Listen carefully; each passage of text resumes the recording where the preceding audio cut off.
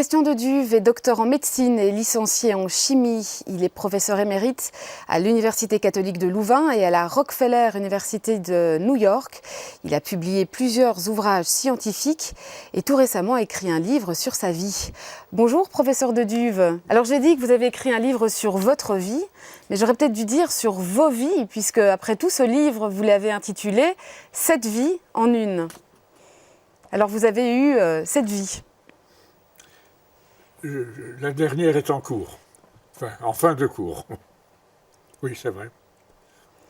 Alors c'est la première, je dirais, elle a commencé en Angleterre, parce que vous êtes né en Angleterre, mais vous avez grandi du côté d'Anvers. Écoutez, je suis né en Angleterre de parents belges, francophones, établis dans la ville flamande d'Anvers, avec des racines en Allemagne par mon grand-père maternel et par mon arrière-grand-père paternel.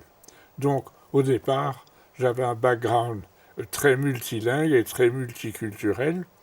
Il se fait que j'ai été à l'école à une époque où en Anvers, les études étaient encore bilingues. Ça fait que j'ai appris le latin en français, le grec en flamand, les mathématiques en français, l'histoire et la géographie en flamand. Donc j'ai eu cette chance d'être pratiquement quadrilingue à la sortie de l'école. Et c'est vrai, j'ai fait des séjours en Angleterre où j'ai appris ou peut-être réappris l'anglais qui est devenu une deuxième langue maternelle pour moi. J'ai fait des séjours en Allemagne, j'ai aussi voyagé en Scandinavie, des pays que j'aime beaucoup. Et donc, et la ville d'Anvers, c'est une ville, c'était véritablement un joyau culturel, n'est-ce pas? C'est la ville de Rubens, de Jordaens, des imprimeurs Plantin-Moretus, et c'est une ville cosmopolite. C'est un grand port, donc c'est une ville où il est particulièrement stimulant pour un enfant de grandir. Et ça a bien sûr marqué évidemment votre enfance. Ça m'a beaucoup aidé dans la vie, bien sûr. Le fait d'ailleurs de connaître toutes ces langues, l'anglais en particulier, vous ne le savez pas encore à l'époque, mais ça vous a beaucoup aidé par la suite. Mais ça m'a été extraordinairement précieux. Sans l'anglais, je n'aurais probablement pas pu faire ce que j'ai fait. Alors Christian Deduve, vous me dites que vous avez grandi effectivement dans cette ville qui est un joyau culturel, où vous êtes très tôt plongé dans l'art, dans les lettres aussi, vous allez sans doute me le dire. Est-ce que, enfant déjà, vous avez un intérêt pour la science? Pas du tout. J'aimais la nature, j'étais boy scout, donc je collectionnais des feuilles, j'observais les animaux, collectionnais des cailloux, des pierres, je bricolais.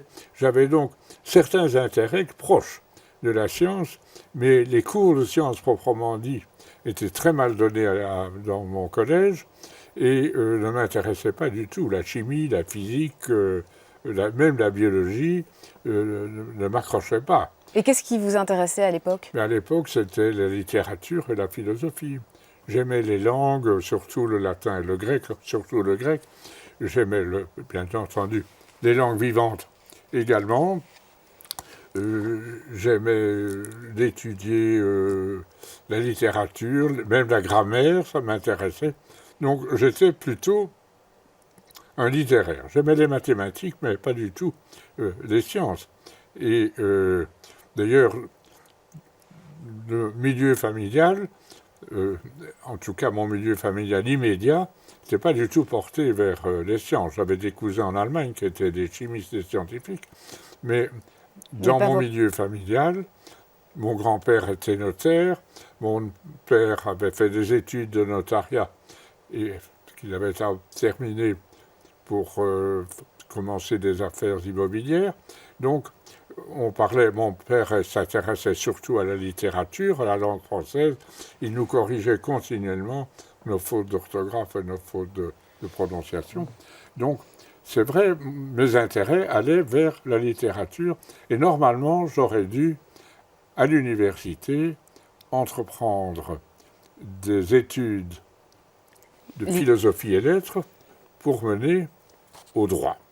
Et qu'est-ce qui s'est passé alors? Qu'est-ce qui a fait que vous vous êtes dirigé à l'entrée à l'université vers les sciences? Il faut faire la différence entre les études, c'est les matières qu'on étudie, qui me passionnaient, sauf le droit.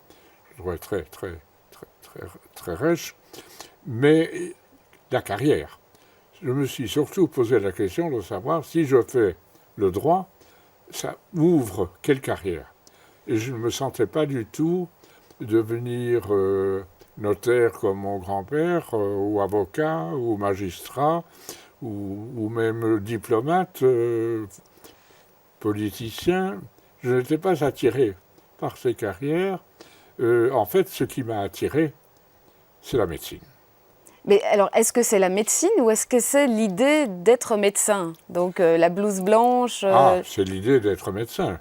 Parce que, au contraire, les études de médecine, je dirais, c'était quelque chose qui me rebutait plutôt. Je me dis, si je veux devenir médecin, je dois commencer par apprendre la chimie, la physique, la biologie.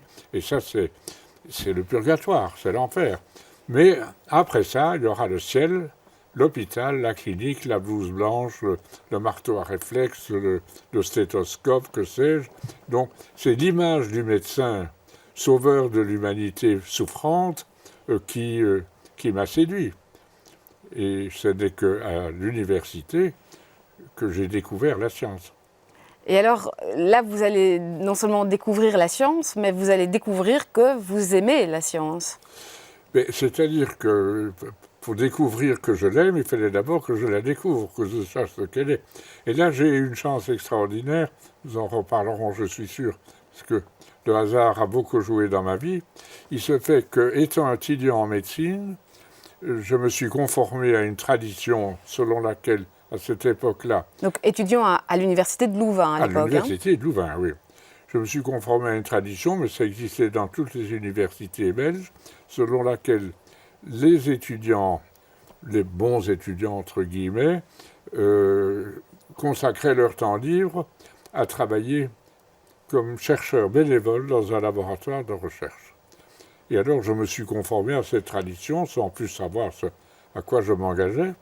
Et, encore une fois par hasard, je suis entré comme étudiant-chercheur dès ma deuxième année dans un laboratoire qui, par hasard, j'utilise ce mot très souvent, était le meilleur laboratoire de la faculté.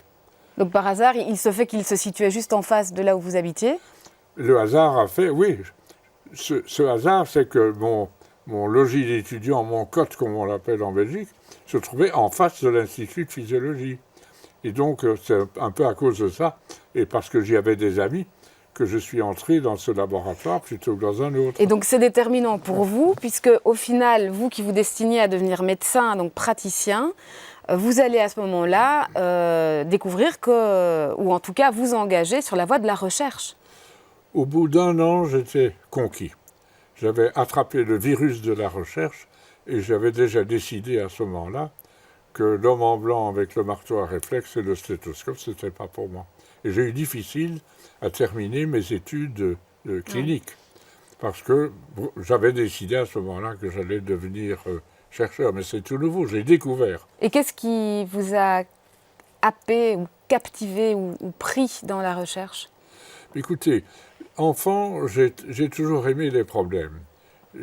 Pour moi, un problème, c'est un défi. Et quand un problème de mathématiques ou un problème même de grammaire, un problème de syntaxe, un problème de géométrie, j'adorais, c'était un défi.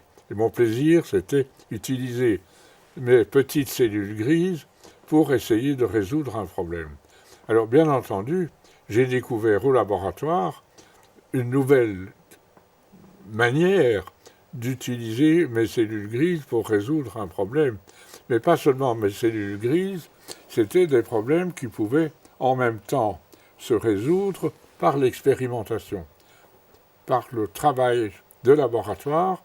Et là, j'ai découvert un autre aspect de la science, qui est l'aspect ludique, l'aspect manuel, l'aspect technique. Comme j'avais toujours aimé bricoler, ça m'a aussi beaucoup plu. Et puis, ce qui m'a surtout séduit, c'est la démarche scientifique. C'est la manière dont on procède en science. En science, on n'affirme rien. Tout ce qu'on peut faire, c'est faire des hypothèses qui sont plus ou moins vraisemblables. mais qu'on n'accepte que dans la mesure où elles sont démontrées.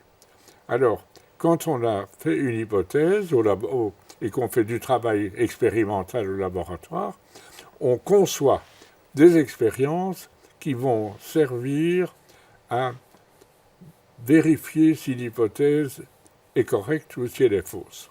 Et plutôt à vérifier si elle est fausse. Dans la mesure où elle est fausse, on doit le savoir.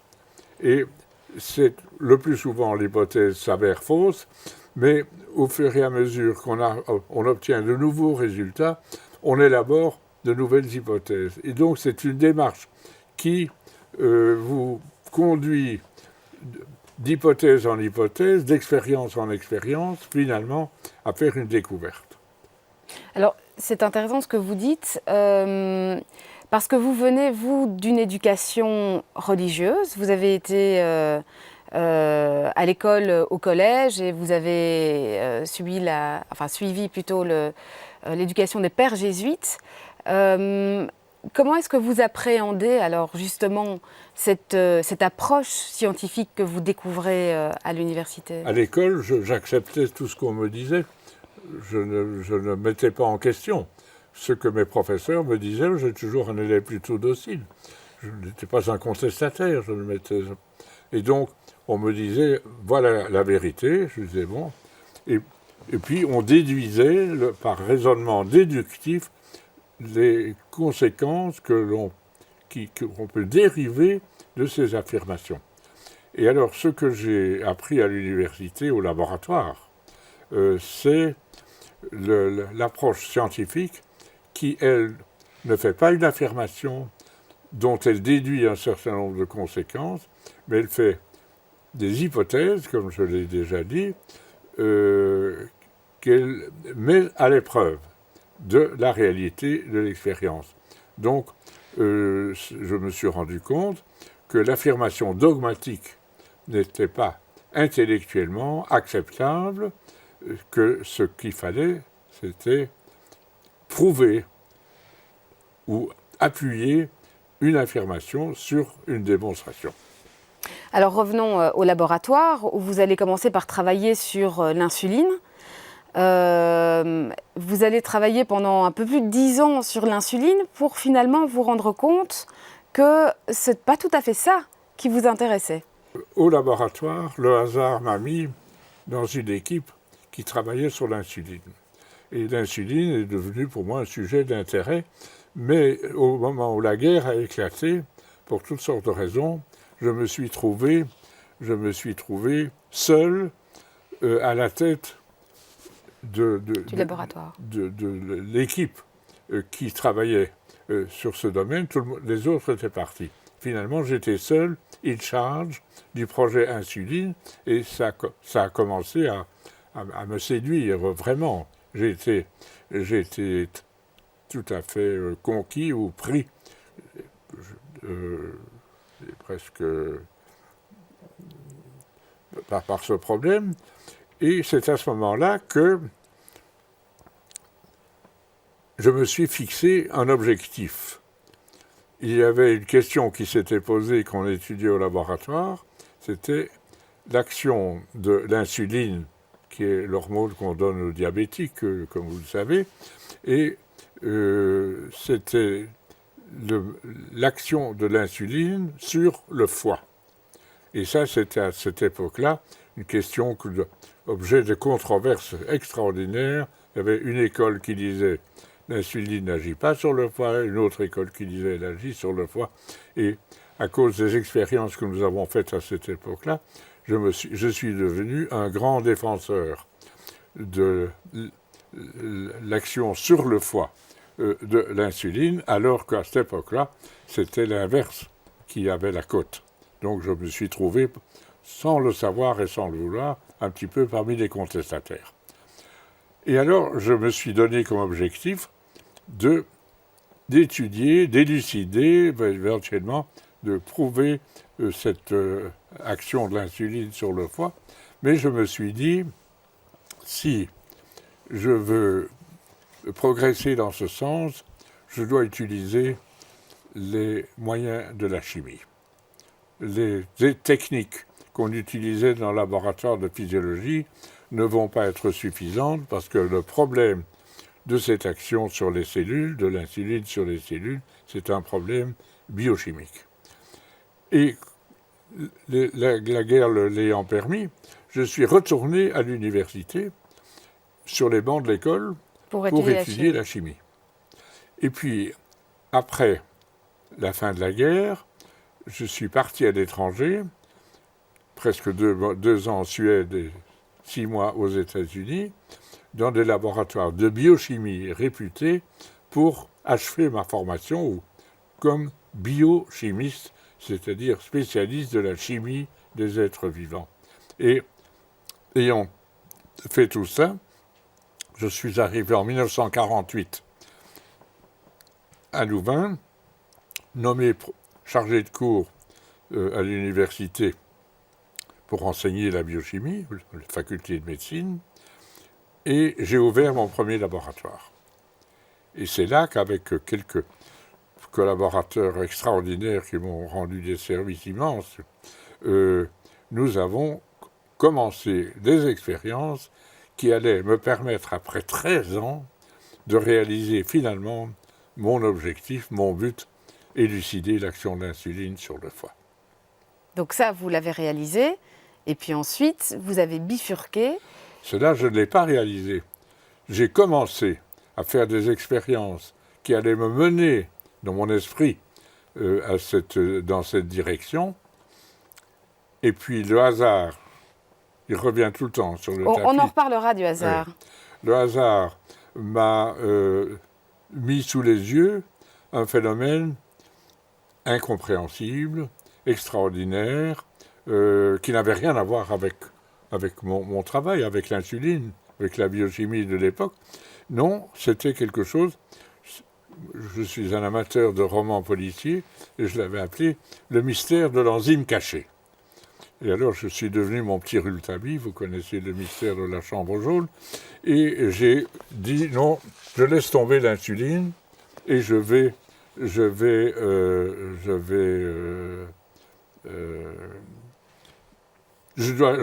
dois élucider ce mystère. Après ça, je retournerai à l'insuline. Et puis j'ai commencé à suivre cette piste, et de fil en aiguille, je suis tombé sur des choses de plus en plus fascinantes, et finalement, l'insuline est restée sur le carreau. Je l'ai abandonnée complètement, et j'ai suivi une toute autre voie qui m'a conduit dans une direction qui était imprévue pour moi et où je n'avais aucune compétence, d'étudier la biochimie de la cellule. Alors, c'est cette bifurcation et cette enzyme, ce mystère de l'enzyme cachée qui, petit à petit, vous mènera à la découverte qui motivera, qui justifiera cette récompense ultime et sans doute la plus prestigieuse qu'un scientifique puisse recevoir, qui est le Nobel, qui vous couronne en 1974. Oui. Donc, en suivant cette piste, en me laissant guider par ce que je trouvais et pas nécessairement par ce que je pensais ou imaginais, je suis arrivé à découvrir 2 organes de la cellule. Il faut que vous devez savoir que notre corps est composé de milliards de cellules qui sont de tout petits organismes invisibles au microscope, que l'on visible au microscope mais invisibles à l'œil nu. Et chacune de ces petites cellules, dont nous en avons des milliards dans notre corps, chacune est un organisme vivant complet. On peut les cultiver au laboratoire comme des microbes, comme des bactéries. Donc, les cellules sont des organismes complets et complexes, compliqués. Parce que, toutes comme vous et moi, les cellules ont des organes. Nous avons un foie, un estomac, un cerveau, des reins, que sais-je, un cœur. Les cellules n'ont pas ces organes, mais elles ont des organes adaptés à leur taille, à leur fonctionnement. Et j'ai découvert, c'est le début de l'exploration de la cellule par les moyens modernes, j'ai découvert 2 organes. C'est un petit peu comme si du temps de Vézal, on avait découvert le cœur et le foie. Donc c'est tout nouveau. Et alors, j'ai eu la chance de découvrir ces deux organes de la cellule que j'ai appelés lysosomes et peroxysomes. Les lysosomes, c'est facile à comprendre, ce sont des estomacs, ce sont des organes digestifs. Les peroxysomes, c'est un peu plus compliqué, ce sont des organes où il y a des phénomènes d'oxydation, de graisse, de lipides. Mais bref, ces deux petits organes de la cellule sont excessivement importants.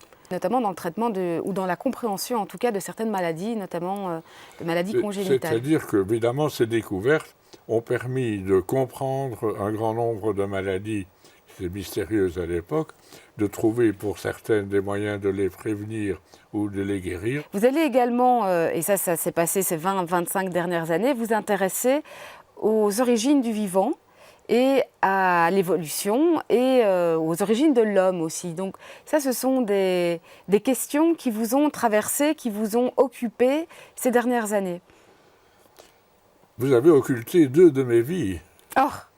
Le temps nous est compté, mais vous avez mentionné l'Institut Rockefeller.